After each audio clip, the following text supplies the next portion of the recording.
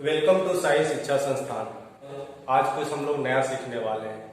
तो आज क्या सीखने वाले हैं, जो हम लोग साइन का क्लास, साइन कॉस थीटा का मान हम लोग पिछले जो पढ़े थे, जो पाइथागोरस थ्योरम पढ़े थे, उसमें था कि हम लोग एंगल्स का मान नहीं लेते थे। हम लोग सारा मेथड पाइथागोरस से बनाते हैं। लेकिन आज की क्लास में जो हम साइन का वैल्यू लेते हैं 0 से लेकर 90 तक, वो सारा यूज करेंगे। लेकिन उससे पहले हमें सबसे ज्यादा जरूरी है जानना कि साइन 30 का मान, 60 का मान, 45 का मान कितना होता है। एक्चुअली बहुत लोगों को कंफ्यूजन है, याद नहीं रहता है, कैसे याद रखना है, क्या करना चाहिए। तो मैंने एक कुछ ट्रिक्स के जरिए मैं समझाने की कोशिश करता हूँ कि कभी भी अगर फॉर्मूला याद नहीं रहे, उसकी वैल्यू याद नहीं रहे, तो आप उस ट्रिक्स का यूज कर करके वो सारा मान आप निकाल सकते हैं। तो उस ट्रिक्स का नाम है लेफ्ट हैंड रूल। अब आपको मैं फिगर से बना के समझाता हूं तो आपको इजीली समझ में आएगा कि लेफ्ट हैंड रूल क्या होता है। This is the left hand rule. तो हमारा लेफ्ट हैंड ऐसा हो गया। तो अगर लेफ्ट हैंड ऐसा अगर करते हैं तो हमारा फिंगर दिखता कैसा है, मैं आपको ड्रॉ करके दिखाता हूं।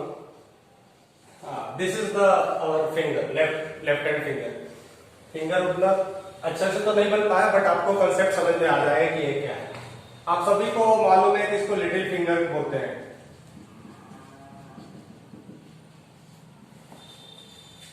और इसको थंब बोलते हैं, अंगूठा, जिसको अंगूठा कहते हैं, इसको कानी उंगली कहते हैं। बीच वाले फिंगर को हम लोग रिंग फिंगर, मिडिल फिंगर कहते हैं। मिडिल फिंगर आपको याद करने की जरूरत नहीं है, सेंटर वाला है जो मिडिल फिंगर है, ये लिटिल फिंगर है। और इसको रिंग फिंगर बोलते हैं। रिंग फिंगर मीन्स एंगेजमेंट के समय जो अंगूठी पहनाई जाती है ना, वो रिंग फिंगर। तो आपको कंफ्यूजन नहीं होना चाहिए। कभी भी शादी के समय जरूरत आए तो कुछ और भी है हाथों में ना, फिंगर उंगली में नहीं पहना देना, तो उसको रिंग फिंगर कहते हैं। तो क्लियर है।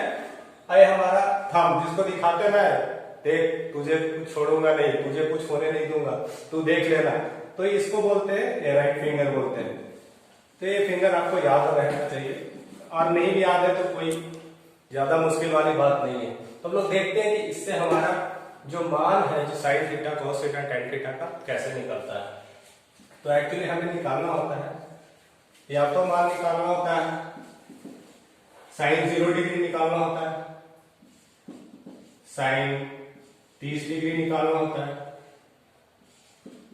साइन 45 डिग्री निकालना होता है, साइन 60 डिग्री निकालना होता है, और साइन 90 डिग्री निकालना होता है। पहले साइन का लेके चलते हैं, उसके बाद आपको कॉस का भी निकालेंगे। तो अब फिंगर के हिसाब से देखते हैं, तो हमारे सबसे छोटी उंगली को कानी उंगली कहते हैं, जिसको हमारा लिटिल फिंगर है। इसको मानते हैं हमारा 0 डिग्री है, इसको मान लिया हमारा 0 डिग्री है। उससे आप ऊपर जाते हैं, लिटिल फिंगर से ऊपर जाते हैं, जो रिंग फिंगर है ये हमारा 30 डिग्री का है, कोई प्रॉब्लम नहीं। मिडिल फिंगर 45 डिग्री का है। उसके बाद जो फिंगर है 60 डिग्री का है, और जो अंगूठा हमारा 90 डिग्री का है। यानी कानी उंगली हमारा 0 डिग्री हो गया, और ये हमारा 90 डिग्री हो गया। बाकी का 30 रिंग फिंगर, मिडिल फिंगर 45, और ये राइट हैंड फिंगर उसका हमारा 60 डिग्री हो गया। तो बस इतना ही जानना है। अब आपको मैं सिंपल थंब रूल से बताऊंगा कि कैसे निकलता है। तो साइन 0 डिग्री के लिए निकालना है, तो इसके लिए सबसे पहले हम लोग जो फॉर्मूला यूज करते हैं, साइन के केस में मैंने यूज किया, फिंगर लिखते हैं, इसका होता है लोअर फिंगर का रूल। जो फिंगर है वो लोअर लेना है, फिंगर से जो लोअर वाला जो फिंगर है उसको यूज करना है। वैसे इसको लिखने की जरूरत नहीं है, मैं ऐसे आपको हाथ पे समझा देता हूँ, आपको इजी समझ में आ जाएगा। उसका रूट लेना है, लो फिंगर जो है उस फिंगर को निकालना है, उसके नीचे वाले फिंगर्स को लेना है, यानी लोअर फिंगर को लेना है, उसका रूट लेना है और 2 से डिवाइड करना है। तो हम लोग देखते हैं, सबसे पहले निकालना है 0। साइन का केस चल रहा है, साइन 0 यानी कानी उंगली, साइन 0। अब इसके नीचे कोई भी हमारा फिंगर नहीं है, इसके नीचे लोअर को लिख सकते हैं, बॉटम भी लिख सकते हैं, टुवर्ड्स बॉटम, मैंने बॉटम के टुवर्ड्स नीचे जाना है। इसके नीचे कोई भी फिंगर नहीं है, यानी फिंगर 0।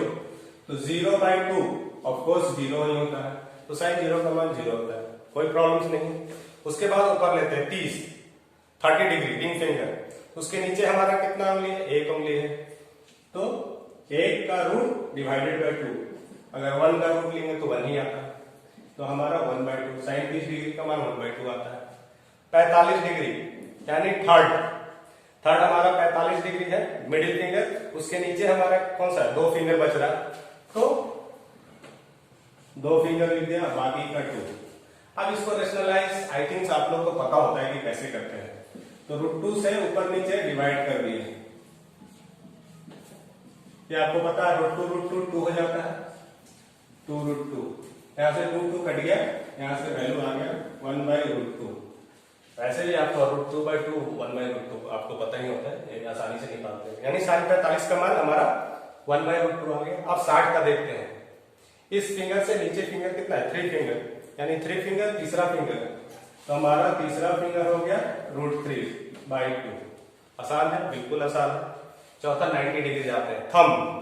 अब उससे नीचे जो थंब है हमारा, उससे नीचे चलते हैं, 4 फिंगर है, दिख रहा है 4 फिंगर, तो लिखेंगे 4 फिंगर का √2, 4 फिंगर यानी 4 का √2 होता है, 2/2 1, ये हमारा आ गया 1। अब साइन 0 से लेकर 90 डिग्री तक कहीं भी आपको कंफ्यूजन नहीं होना चाहिए, आसानी से निकाल सकते हैं, और बहुत ही आसानी से। मैंने आपको लिखा, इसलिए टाइम लगा, आप इत्मीनान से घर पे बैठ करके अंगूठे पे गिनते रहना है, लेफ्ट हैंड लेकर करके। साइन का केस में अब लोअर जाना है, तो लोअर के केस में देखते हैं, इसके नीचे कुछ है नहीं, तो साइन 0 0, इसके में 4 के कैसे, 4 का √2 2/2 1, इसके बाद 30 का 1 कैसे 1/2, ऐसे ऐसे आप इजीली निकाल सकते हैं। तो साइन के केस में 0 से 90 तक निकालना बिल्कुल ही आसान है। और हम लोग टाइप 2 पढ़ते हैं, यानी कॉस के सारे वैल्यू को देखते हैं। तो आइए देखते हैं कॉस का सारा वैल्यू कैसे निकालेंगे।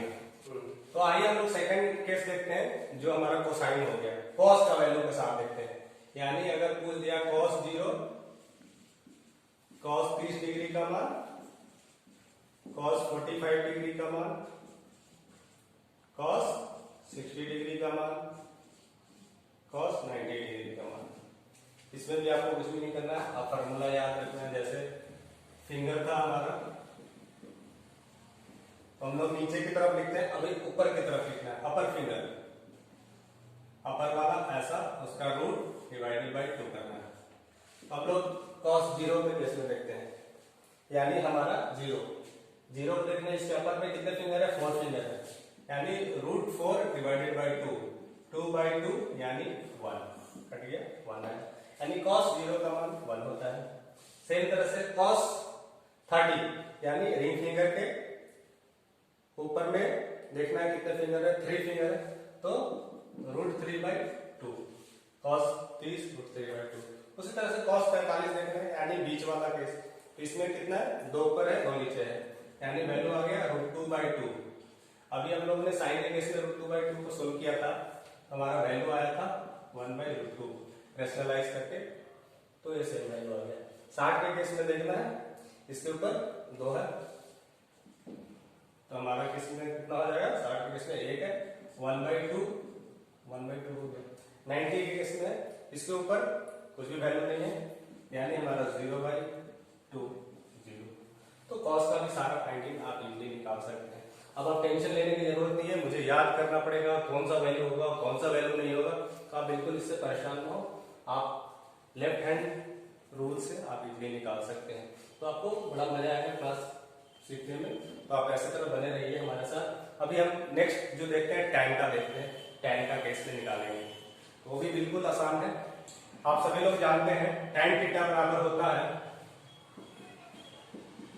sin theta upon cos theta, आपको सबको मालूम है।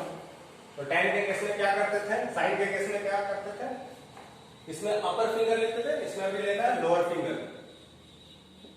फिंगर डिवाइड का root divided by 2 upon upper finger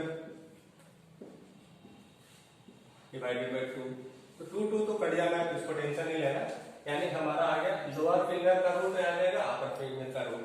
तो अब यहां से tan 0 डिग्री का निकालते हैं, tan 30 डिग्री का निकालते हैं, tan 45 डिग्री का निकालते हैं, tan 60 डिग्री का निकालते हैं और tan 90 डिग्री का निकालते हैं।